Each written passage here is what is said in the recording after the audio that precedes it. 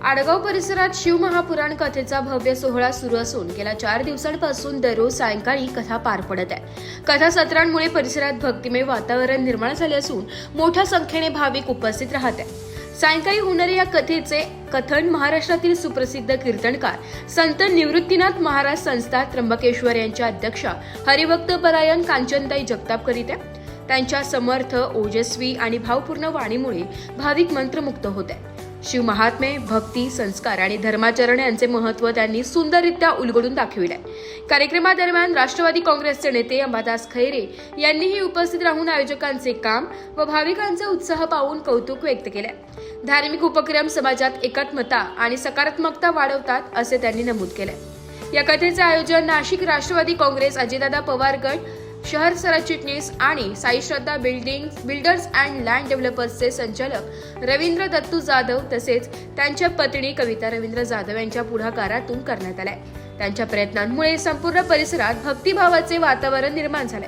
सप्ताहाच्या शेवटच्या दिवशी भाविकांसाठी विशेष सोहळा आयोजित करण्यात आला असून 1111 रुद्राक्षांचे वाटप देखील करण्यात येणार आहे। तसेच सर्व भाविकांना महाप्रसादाचा लाभ मिळणार आहे।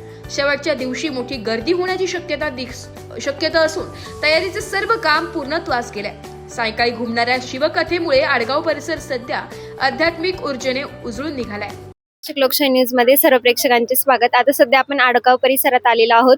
या परिसरात शिवमहापुराण कथेचे आयोजन करण्यात आले आहे आणि हे आयोजन रवींद्र जाधव यांनी केलेलं आहे आणि महाराष्ट्रातील सुप्रसिद्ध कीर्तनकार आणि त्र्यंबकेश्वर संस्थांच्या निवृत्ती महाराज संस्थेच्या अध्यक्षा कांचनताई जगताप या कीर्तन करीत आहेत। आपण त्यांच्याकडनं जाणून घेऊया की ते आडगाव मध्ये आल्यानंतर ते कीर्तन करीत आहेत तर त्यांना कसे वाटते।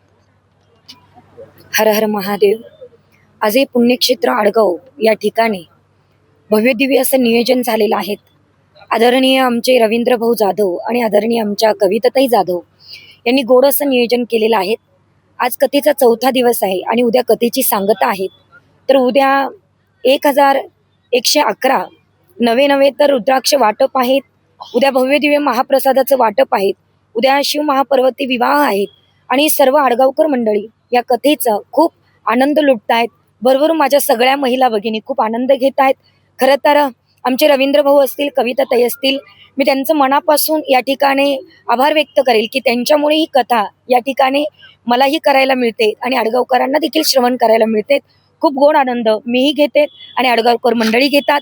आणि लोकशाही न्यूज आपण ही नाशिक लोकशाही न्यूज या ठिकाणी आपण या बातम्या वेळोवेळी दाखवतात।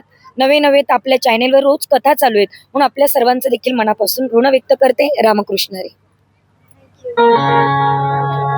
सोबत राष्ट्रवादीचे नेते अंबादास खैरे साहेब आहेत। आपण त्यांच्याकडनं जाणून घेऊया की ते आज कार्यक्रमाला आले तर त्यांना कसं वाटतंय।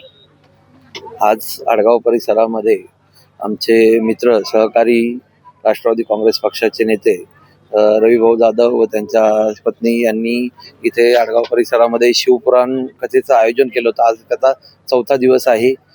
आमच्या ताई जगताप यांचं इथं शिवपुराण त्या इथे केलं जातं आहे आणि अतिशय आडगावकरांचा उत्कृष्ट असा प्रतिसाद या शिवपुराणला लाभलेला आहे। उद्या शेवटचा दिवस आहे। तिथे महाप्रसादाचं व 1108 नागरिकांना रुद्राक्ष माळा देखील वाटलं जाणार आहे आणि आज आम्ही इथे आरतीचा मान मिळाला त्याबद्दल रविभाऊ व त्यांच्या सर्व सहकाऱ्यांचे खूप खूप। ब्युरो रिपोर्ट, नाशिक लोकशाही न्यूज, नाशिक।